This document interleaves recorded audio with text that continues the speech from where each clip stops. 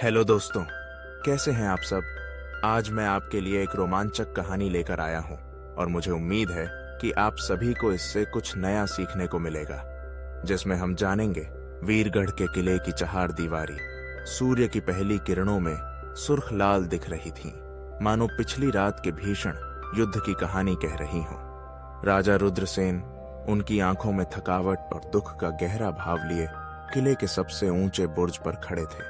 उनके कंधे पर एक भारी नक्काशीदार कवच था जो युद्ध की धूल और खून से सना हुआ था। उनके हाथ में प्रलय की एक टूटी हुई लगाम थी जिसे वे अपनी उंगलियों से सहला रहे थे। यह एक ऐसा क्षण था जब समय थम गया हो और रुद्रसेन के मन में चल रही उथल पुथल को सिर्फ वे ही समझ सकते थे।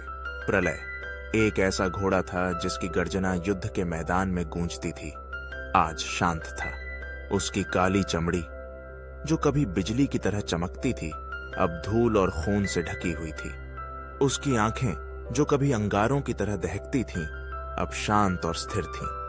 राजा रुद्रसेन ने प्रलय को अपने हाथों से पाला था, उसे एक योद्धा बनाया था।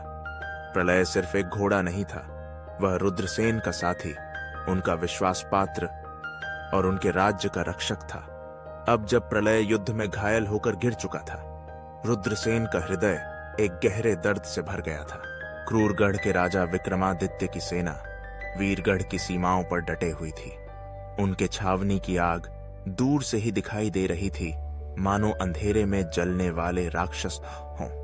विक्रमादित्य एक क्रूर और महत्वाकांक्षी शासक वीरगढ़ की उपजाऊ भूमि और रणनीतिक महत्व पर कब्जा करना चाहता था। उसकी सेना भाले, तलवारें और तीरों से लैस थी और उनके रथों की गड़गड़ाहट वीरगढ़ के खेतों में गूंज रही थी। रुद्रसेन के मन में विक्रमादित्य के प्रति नफरत और प्रतिशोध का भाव था, लेकिन उन्होंने अपनी भावनाओं को नियंत्रित रखा। रुद्रसेन ने अपनी सेना को संगठित किया। हर सैनिक के चेहरे पर साहस और दृढ़ संकल्प का भाव था। वीरगढ़ के सैनिक अपने राजा और अपनी मातृभूमि के लिए लड़ने के लिए तैयार थे। उन्होंने अपने हथियारों को तेज किया, अपने घोड़ों को तैयार किया और अपने दिलों में वीरता का संचार किया। युद्ध का समय आ गया था और रुद्रसेन ने अपने सैनिकों की ओर देखा। उनकी आंखों में एक अनकही कहानी थी, एक ऐसी कहानी जो केवल युद्ध के मैदान में लिखी जा सकती थी। युद्ध शुरू हुआ।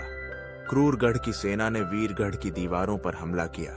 उनके तीर आसमान में काले बादलों की तरह छा गए। वीरगढ़ के सैनिक दीवारों पर खड़े होकर दुश्मनों पर तीरों और पत्थरों की बौछार कर रहे थे।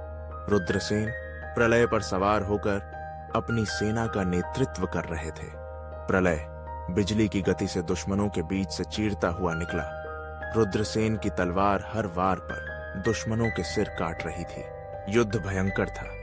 क्रूरगढ़ की सेना संख्या में अधिक थी, लेकिन वीरगढ़ के सैनिक अपने राजा और अपने राज्य के लिए लड़ रहे थे। प्रलय एक अभेद्य दीवार की तरह खड़ा था, रुद्रसेन को दुश्मनों के वारों से बचा रहा था। प्रलय की टापों की गड़गड़ाहट युद्ध के मैदान में गूंज रही थी, मानो वह दुश्मनों को चेतावनी दे रहा हो। काल भैरव विक्रमादित्य का सबसे शक्तिशाली योद्धा रुद्रसेन के सामने आया। वह एक विशालकाय व्यक्ति था। उसकी भुजाएं लोहे की तरह मजबूत थीं और उसकी गदा एक विशाल हथौड़े की तरह थी। काल भैरव ने रुद्रसेन पर अपनी गदा से हमला किया, लेकिन प्रलय ने उसे चकमा दे दिया। रुद्रसेन ने अपनी तलवार उठाई और काल भैरव के साथ एक भयंकर युद्ध की शुरुआत हुई। काल भैरव ने प्रलय को घायल कर दिया और रुद्रसेन को असंतुलित कर दिया, लेकिन प्रलय ने अपनी अंतिम शक्ति बटोरी और काल भैरव को जमीन पर गिरते गिरा दिया। रुद्रसेन ने तुरंत अपनी तलवार उठाई और काल भैरव का सिर काट दिया। प्रलय घायल होकर गिर गया और रुद्रसेन की गोद में अपनी अंतिम सांस ली। इस क्षण ने रुद्रसेन के दिल को चीर दिया। प्रलय जो न केवल एक घोड़ा था बल्कि उसका सबसे करीबी साथी, उसका सच्चा मित्र था, अब उसकी गोद में था और उसकी आंखों में जीवन की चमक धीरे धीरे बुझ रही थी। रुद्रसेन ने प्रलय के सिर को अपने हाथों में लिया, उसकी काली चमड़ी को सहलाया और कहा, तुमने मेरे लिए सब कुछ किया मेरे प्रिय मित्र, तुम्हारा बलिदान व्यर्थ नहीं जाएगा। रुद्रसेन ने प्रलय के बलिदान को व्यर्थ नहीं जाने दिया। उन्होंने अपनी सेना को संगठित किया और क्रूरगढ़ की सेना पर आखिरी आक्रमण किया। वीरगढ़ के सैनिकों ने वीरता से लड़ाई लड़ी और विक्रमादित्य को पराजित किया।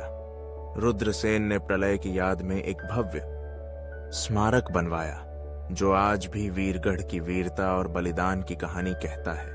किले के पत्थरों पर अब प्रलय के टापों की गूंज सुनाई देती है, मानो वह आज भी वीरगढ़ की रक्षा कर रहा हो।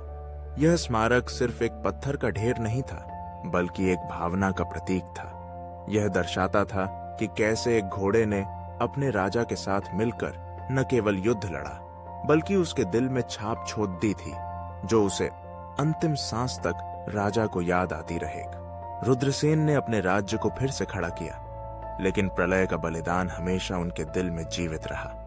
वह हर सुबह किले की प्राचीर पर खड़े होकर उस घोड़े को याद करते थे, जिसने उन्हें हर कठिनाई का सामना करने की प्रेरणा दी। राजा रुद्रसेन ने अपने राज्य की रक्षा के लिए एक नई नीति बनाई। उन्होंने अपने सैनिकों को न केवल युद्ध की कला सिखाई, बल्कि उन्हें यह भी सिखाया कि एक सच्चा योद्धा वही है जो अपने साथी की रक्षा करता है। उन्होंने प्रलय की कहानी को हर बच्चे और युवा में फैलाया, ताकि वे जान सकें कि बलिदान और मित्रता का क्या महत्व है। वीरगढ़ के लोग रुद्रसेन को एक महान राजा मानने लगे। उन्होंने अपने राजा के प्रति न केवल श्रद्धा बल्कि प्यार भी महसूस किया। रुद्रसेन की प्रजा ने उनके बलिदान को याद किया। सभी ने हर साल प्रलय के सम्मान में एक उत्सव की शुरुआत की। यह उत्सव केवल युद्ध की विजय का नहीं, बल्कि मित्रता और बलिदान का भी था।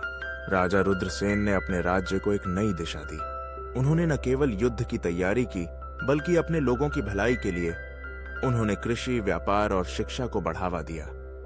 वीरगढ़ अब केवल एक किला नहीं था, बल्कि एक समृद्ध और खुशहाल राज्य बन गया। समय के साथ रुद्रसेन के बलिदान और प्रलय की कहानी जन जन में फैल गई। वीरगढ़ की दीवारें अब हर एक सैनिक की वीरता की गवाही देती थीं। रुद्रसेन का नाम हर घर में लिया जाता था और प्रलय की याद में हर बच्चे को एक घोड़े की कहानी सुनाई जाती थी। इस तरह वीरगढ़ के किले की प्राचीरें न केवल युद्ध की गाथाओं को सुनाती थीं, बल्कि एक गहरी दोस्ती और बलिदान की कहानी भी कहती थीं। राजा रुद्रसेन और प्रलय की कहानी अमर कथा बन गई, जो सदियों से लोगों के दिलों में बसी हुई थी। वीरगढ़ अब एक प्रतीक बन गया था, एक ऐसे राज्य का जहां हर व्यक्ति अपने राजा के प्रति निष्ठा रखता था और अपने साथी के बलिदान को कभी नहीं भूलता था। इस प्रकार वीरगढ़ की कहानी केवल एक युद्ध की कहानी नहीं थी, बल्कि एक ऐसी गाथा थी जो हमें यह सिखाती थी कि सच्ची मित्रता और बलिदान जीवन की सबसे बड़ी पूंजी है। रुद्रसेन और प्रलय की यह कहानी आज भी लोगों के दिलों में जीवित है और हर पीढ़ी को प्रेरित करती है। वीरगढ़ का किला आज भी खड़ा है, अपनी दीवारों में उन सभी कहानियों को समेटे हुए जो कभी यहाँ हुई थी। तो दोस्तों, यह था आज का वीडियो। मुझे उम्मीद है कि आपको यह पसंद आया होगा। अगर आपको यह वीडियो अच्छा लगा तो कृपया इसे लाइक करें, शेयर करें। दोस्तों, अगर आपके कोई सवाल या सुझाव हैं तो कृपया नीचे कमेंट सेक्शन में लिखें। मैं आपके सभी सवालों का जवाब देने की कोशिश करूंगा।